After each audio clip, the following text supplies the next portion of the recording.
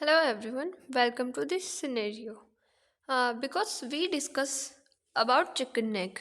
जी हाँ, chicken neck के बारे में आपने कहीं ना कहीं कभी ना कभी सुना होगा। तो आज हाल ही में कुछ दिनों पहले जो न्यूज़ में थी, हाँ, हमारी जो सिलीगुड़ी कॉरिडोर है उसकी सुरक्षा पर बड़ा कदम, बांग्लादेश सीमा पर नए सैन्य स्टेशन स्थापित किए गए।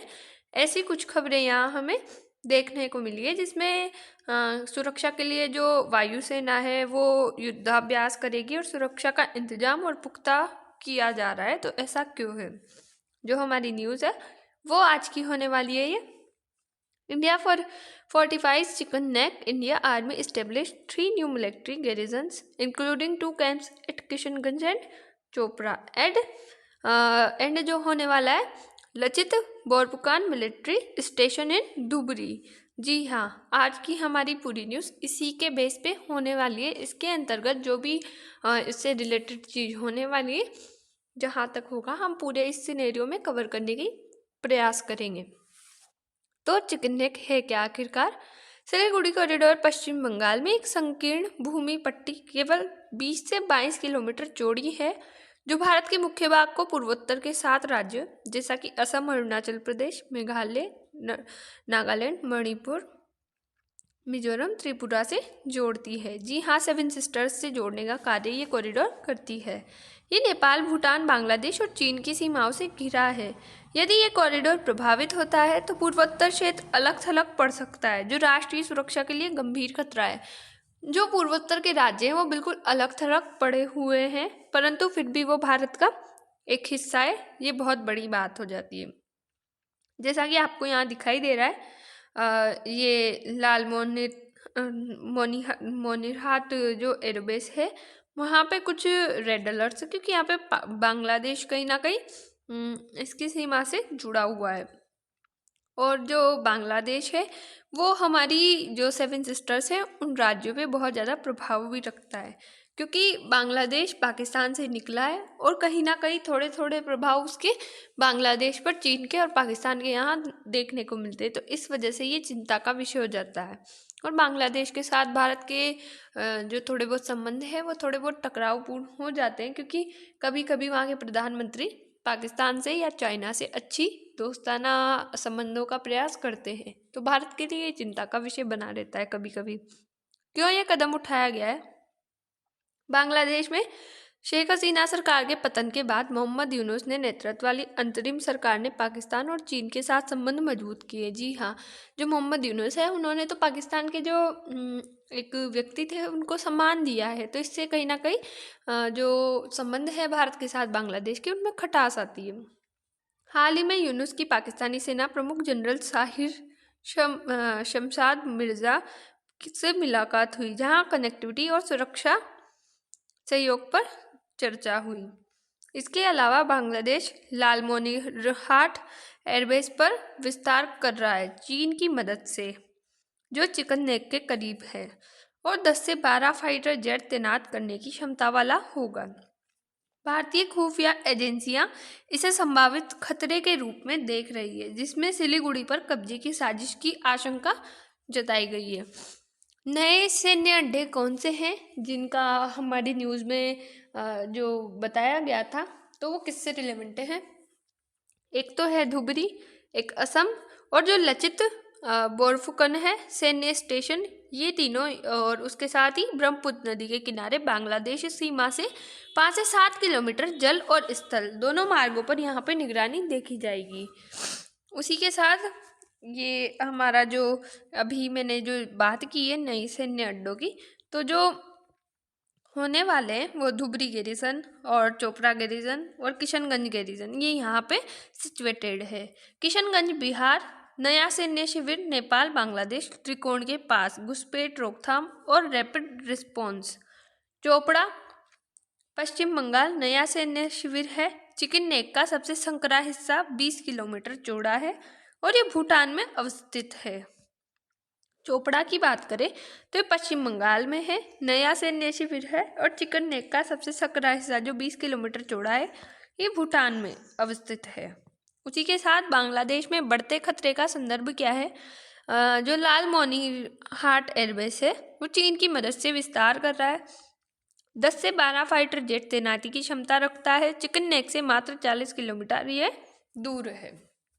पाकिस्तान सेना प्रमुख की यात्रा।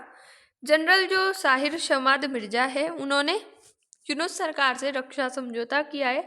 ISI जो कि पाकिस्तान की खुफिया एजेंसी है की सक्रियता, खुफिया रिपोर्ट्स में घुसपैठ और साजिश की आशंका यहाँ देखने को मिली है। यूनुस का चीन दौरा जो मार्च 2025 में हुआ था। यूनुस ने अपना पहला आधिकारिक विदेश दौरा चीन का चुना, जहां उन्होंने राष्ट्रपति शी जिनपिंग से मुलाकात की। इस दौरान 9 समझौते हुए, एक आर्थिक तकनीकी सहयोग समझौता प्लस 8 MOU पर हस्ताक्षर हुए, जिनमें संस्कृति, विरासत, मीडिया, खेल, स्वास्थ्य, बाढ़ प्रबंधन, नदी ड्रेजिंग और जल संसाधन विकास में शामिल है। चीन ने $2.1 बिलियन के निवेश, ऋण और अनुदान की प्रतिबद्धता जताई है, जिससे कुल चीनी निवेश $42 बिलियन तक पहुंच गया है। उसी के साथ राजनीतिक उन्नयन की बात करें, राजनीति में किस प्रकार से वहाँ पे हमें चीन का प्रभाव दिखता है, तो 2024 में रणनीतिक साझेदारी को कॉम्प्रिहेंसिव स्ट्रेटेजिक कोऑपरेटिव पार्टनरशिप में बदला गया। दोनों देश बेल्ट एंड रोड इनिशिएटिव जो BRI है उसको आगे बढ़ाने पर सहमत है।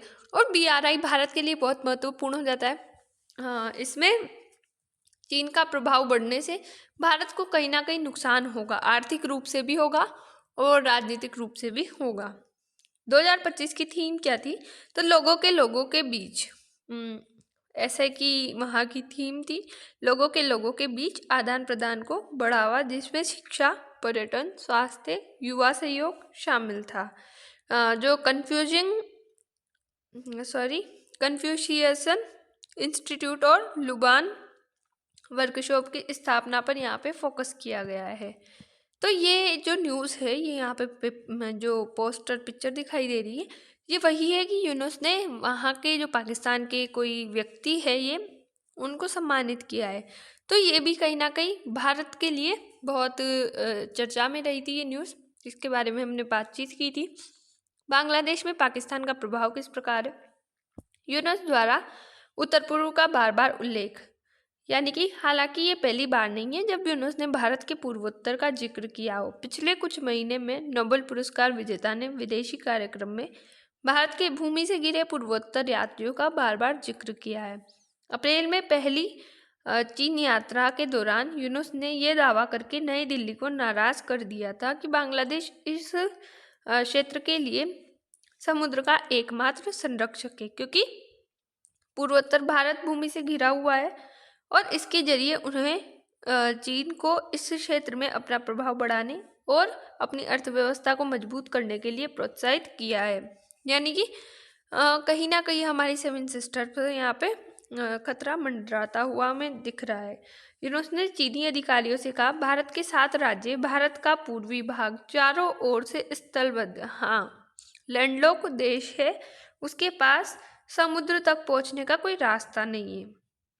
उन्होंने आगे कहा, हम इस पूरे क्षेत्र के महासागर के एकमात्र संरक्षक हैं, इसलिए इससे बड़ी संभावनाएं खुलती है कि ये चीनी अर्थव्यवस्था का विस्तार हो सकता है।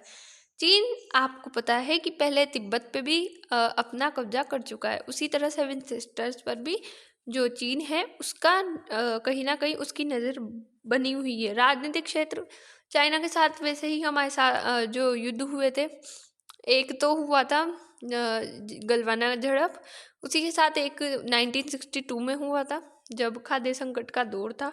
तो ये कहीं ना कहीं चाइना की गलत नज़र का प्रभाव था। रणनीतिक क्षेत्र, आर्थिक व्यापार, चीन बांग्लादेश का सबसे बड़ा व्यापारिक साझेदार 2006 से 2024-25 में आयात बढ़कर 25% बढ़ गया है, $1.92 बिलियन बढ़ा है। जो $2.1 बिलियन निवेश है वो मंगला पोर्ट का आधुनिकीकरण करने से $400 मिलियन हो गया है। औद्योगिक क्षेत्र की बात करें तो वो $350 मिलियन हो गया है। टेक्सटाइल, फार्मा, नवीकरणीय ऊर्जा, BRI के तहत 1000+ चीनी कंपनियां सक्रिय रूप से यहाँ दिखाई देती है। बांग्लादेश की अर्थव्यवस्था को पुनर्जीवित करने में मदद मिली है। चीन को दक्षिण एशिया में मैन्युफैक्चरिंग हब के रूप में बांग्लादेश का उपयोग करने का मौका मिला है। बुनियादी ढांचा क्या है इसका? तो तिस्ता नदी प्रोजेक्ट चीन को 50 वर्षीय मास्टर प्लान सौंपा। भारत के प्रभाव को यहाँ पे चीन ने चुनौती दी है। जो पेकुआ में पांडुबी डॉक है वो चीनी सहायता से बनी हुई है। Chittagong Kunming direct flight medical tourism के लिए चाइना ने प्रोवाइड की है। बंगाल की खाड़ी में चीनी नौसेना पहुंच मजबूत हो चुकी है। भारत के पूर्वोत्तर यानी कि चिकन्ने पर यहाँ पर दबाव देखने को हमें मिला है। 8 अक्टूबर 2025 को 20 चीनी J-10C फाइटर जेट्स की 2.2 बिलियन US डॉलर खरीद मंजूर हुई है। रक्षा औद्योगिक सहयोग लाल मोनिरहाट एयरबेस विस्तार चीन की मदद से 10-12 जेट यहाँ पे तैनात किए हुए हैं। चीन पाकिस्तान बांग्लादेश त्रिपक्षीय फोरम।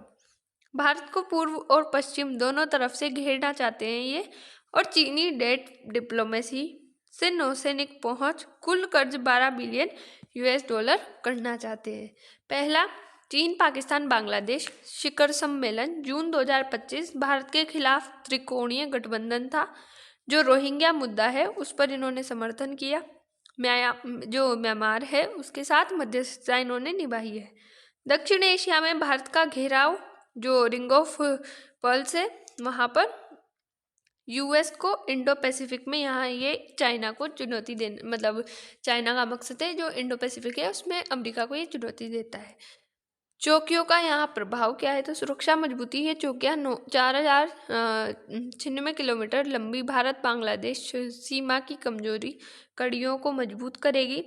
त्रिशक्ति कोर जो 33 कोर के नेतृत्व में पहले से ही ये क्षेत्र मजबूत है, लेकिन ये नई चौकियाँ सेना की गतिशीलता और खुफिया समन्वय को बढ़ाएगी। व्यापक प्रयास इस पे भारत ने पहले ही 383 नए बॉर्डर आउटपोस्ट की मंजूरी दी है, कुल 509 में से, जिनमें से अधिकांश बांग्लादेश सीमा पर होगी। साथ ही जो फेसिंग फ्लड लाइट और तकनीकी निगरानी है उसको अपग्रेड किया जा रहा है। क्षेत्रीय संदर्भ क्या है इसका?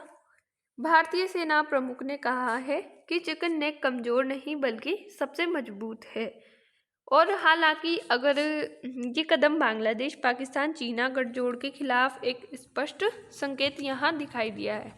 इस गलियारे की सुरक्षा की देखरेख त्रिशक्ति कोर द्वारा की जाती है, जिसे 33 कोर के नाम से भी जाना जाता है, जिसका मुख्यालय सिलीगुड़ी के पास सुकना में है। ये इकाई नियमित रूप से युद्ध और लाइव फायर अभ्यास करती है, जिसमें T-19 टैंकों का उपयोग भी शामिल है, ताकि ऊंचाई वाले और नदी तटीय क्षेत्रों में परिचालन तत्परता बनाए रखी जा सके। इस क्षेत्र में हवाई सुरक्षा को पश्चिम बंगाल के हाशिमारा एयरबेस पर तैनात राफेल लड़ाकू विमानों के साथ साथ मिग विमान और ब्रह्मोस मिसाइल रेजिमेंट द्वारा समर्थित किया जाता है, जिससे आक्रामक और रक्षात्मक शक्ति का एक मजबूत संतुलन सुनिश्चित होता है।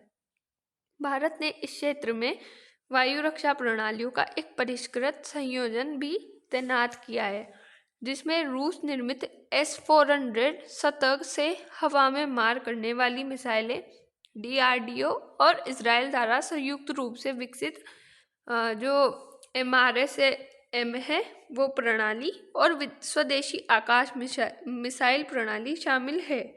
ये सभी मिलकर पूर्वी और पूर्वोत्तर सीमाओं से हवाई और मिसाइल खतरों के खिलाफ सुरक्षा की एक व्यापक परत बनाते हैं। ऑपरेशन सिंदूर के बाद भारतीय सेना ने FPV और जो कामिकाजी ड्रोन है उससे लेस अश्वी प्लाटून और सटीक हमलों के लिए डिजाइन की गई है। भैरव बाल्टियानों का गठन करके अपनी ड्रोन युद्ध शक्ति का भी विस्तार किया है। अधिकारियों ने बताया कि ये इकाइयां तीव्र गति से चलने तथा जमीनी लड़ाकू बलों के साथ निकट समन्वय के लिए बनाई गई है। बेल्ट एंड रोड इनिशिएटिव के माध्यम से बांग्लादेश में चीन के बढ़ते प्रभाव और बीजिंग तथा इस्लामाबाद दोनों के साथ ढाका के मधुर होते संबंधों के कारण भारतीय सुरक्षा एजेंसियां इन प्रवृत्तियों को क्षेत्रीय संतुलन के लिए एक संभावित चुनौती के रूप में देख रही है। एक वरिष्ठ सैन्य योजनाकार ने कहा, भारत सतर्क है और उसने हर उभरती हुई गतिशीलता को ध्यान में रखा है। हम प्रतिक्रिया नहीं दे रहे हैं बल्कि दृढ़ीकरण कर रहे हैं। राफेल स्क्वाड्रन और ब्रह्मोस रेजिमेंट सहित रक्षा अवसंरचना और तैनाती पर सरकार का हालिया ध्यान पूर्वी क्षेत्र में प्रतिरोध से प्रभुत्व की ओर स्पष्ट रणनीतिक बदलाव का संकेत देता है। आपको यहाँ मैप दिख रहा है। उस मैप में बताया गया है कि बांग्लादेश का किस तरीके से प्रभाव है और सिलीगुड़ी कितनी सी जगह है। जो ये 22 किलोमीटर की आपको स्पेस दिख रहा है, ये इतना सा जो 22 किलोमीटर का रोड है वो पूर्वोत्तर भारत को भारत से जोड़े रखता है। सॉरी आज आपको प्रॉब्लम हो रही होगी। I hope you understand. Bharat सीमाओं के ये रखवाले हैं जो S-400 है, Rafale jet, BrahMos missile, MiG विमान, स्कैल्प मिसाइल है और आकाश मिसाइल है, क्योंकि ये सीमाओं पर लगाई हुई है। तो आज की हमारी न्यूज़ यही ख़त्म होती है और मिलते हैं नेक्स्ट वीडियो में। तब तक के लिए बाय। Thanks for watch.